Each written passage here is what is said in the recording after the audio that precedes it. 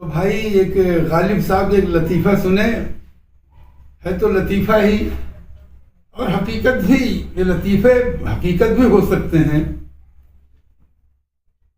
گھر میں جو تھیں غالب کے، یعنی غالب کی اہلیہ، شاید میرا خیال ہے کہ رحمت نام تھا، وہ نماز کی پابند تھی۔ اور غالب صاحب کی تو بات چھوڑو، وہ تو آزاد منوش تھے۔ تو غالب صاحب کہیں سے آئے تو دیکھا کہ وہ نماز پڑھ رہی ہیں آنگن میں۔ تو غالب نے اپنے جوتوں کو سر پہ اٹھا لیا اور سر پہ اٹھا کے گھر میں داخل ہوئے۔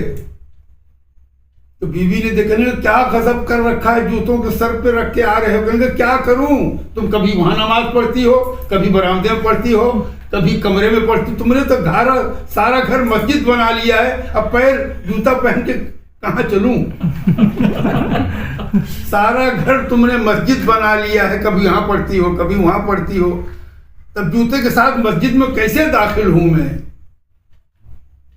رمضان کا مہینہ، اس وقت جب غالب موجود تھے تو دلی کے بہت بڑے مفتی صدر الدین شاید نام تھا، اچھا شاعر بھی تھے، مفتی صدر الدین آزردہ۔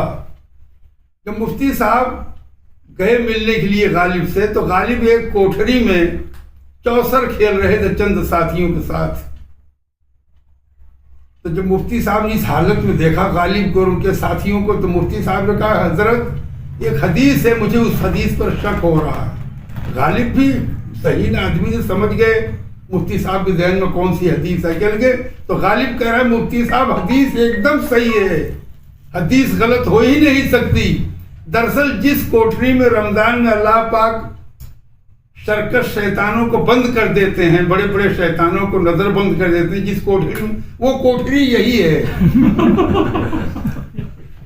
جس کوٹھری میں اللہ پاک بڑے بڑے شیطانوں کو بند کر دیتے ہیں، وہ کوٹھری یہی ہے۔ یعنی یہ کہ میں بھی بڑے شیطانوں میں ہوں۔